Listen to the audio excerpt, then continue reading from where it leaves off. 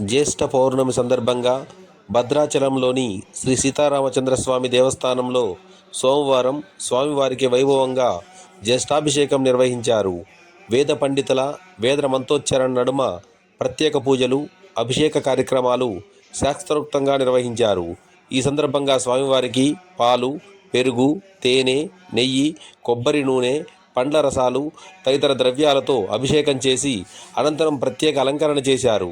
విశేష దర్శనానికి భక్తులు అధిక సంఖ్యలో తరలివచ్చి శ్రీ సీతారామచంద్రస్వామిని దర్శించుకొని ప్రత్యేక పూజల్లో పాల్గొన్నారు. దేవస్థానం అధికారులు భక్తులకు ఎలాంటి ఇబ్బందులు కలగకుండా అన్ని ఏర్పాట్లు చేశారు. జ్యేష్ఠ పౌర్ణమి సందర్భంగా ఆలయంలో భక్తి వాతావరణం నెలకొంది. అనంతరం ఆలయ అర్చకులు విశిష్టతను వివరించారు.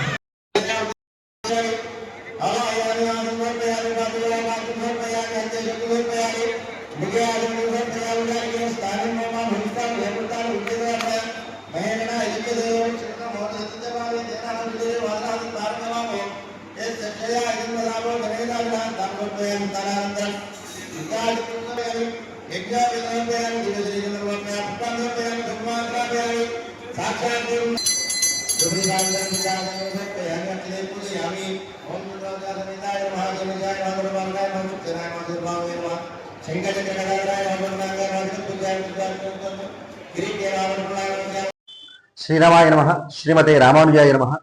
భద్రాచల క్షేత్రంలో జ్యేష్ఠమాసాన్ని పురస్కరించుకుని జ్యేష్ఠాభిషేక కార్యక్రమాన్ని నిర్వహించడం జరిగింది. మనకి శ్రీకృష్ణ సంహిత అని పాంచరాత్రాగమంలో ఉన్నటువంటి సంహిత తెలియజేస్తోంది. ఈ అభిషేకాలను ఎప్పుడు చేయాలయ్యా అంటే జ్యేష్ఠ స్నపనోత్సవాలను మనకి సూర్యుడు మిథున రాశిలోకి వచ్చిన తర్వాత వచ్చేటువంటి జ్యేష్ఠ నక్షత్రంలో కానీ లేదా జ్యేష్ఠ పూర్ణిమ నాడు కానీ అభిషేకాన్ని చెయ్యాలి అని చెప్పి మనకి శాస్త్రం చెబుతోంది. భద్రాచల క్షేత్రంలో ప్రతి పూర్ణిమ నాడు కూడా అనూచానంగా మనకి ఇక్కడ స్వామివారికి ఏకాశీతి కలశ స్నపనం ని నిర్వహించడం జరుగుతుంది. ఏకాశీతి అంటే 81 కలశాలు. ఈ 81 కలశాలతో ఈనాడు స్వామివారికి అభిషేకం చేస్తారు. దీనికి పూర్వరకంగా నిన్నటి రోజున స్వామివారికి అంకురారోపణాది కార్యక్రమాలన్నీ కూడా ఉత్సవాంగంగా నిర్వహించడం జరిగింది. అగ్ని ప్రతిష్ఠ, అలాగే రక్షాబంధనం మొదలైనటువంటి కార్యక్రమాలను, అలాగే కలశ స్థాపనాది కార్యక్రమాలన్నీ కూడా చేసుకుని ఈ నేటి ఉదయాన్నే స్వామివారికి నిత్యార్చనాదులు అన్నీ కూడా ముగించుకుని ఆ తర్వాత స్వామివారి యొక్క ఏకాశీతి కలశ స్నపనానికి సంకల్పాదులు మొదలైనటువంటివన్నీ కూడా చేసి ఒక క్రమ పద్ధతిలో ఈ స్నపనంలో ఆవాహన చేసినటువంటి కలశంలో ఉన్నటువంటి విశేష తీర్థాన్నంతా కూడా స్వామివారి పైన అభిషేకించడం జరుగుతుంది.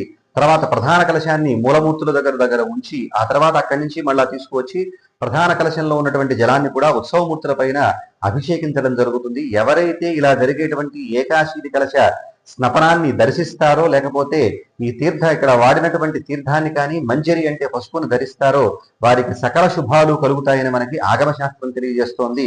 అంతేకాకుండా ఎవరైతే ఈ కార్యక్రమాన్ని నిర్వహిస్తారో వారికి సకలాభిష్ట సిద్ధి కలుగుతుంది అని మనకి నారదీయ సంహిత అనేటువంటి గ్రంథం తెలియజేస్తోంది. అటువంటి దివ్యమైనటువంటి అభిషేకం మనకి ఈనాడు భద్రాచల క్షేత్రంలో నిర్వహించడం జరిగింది.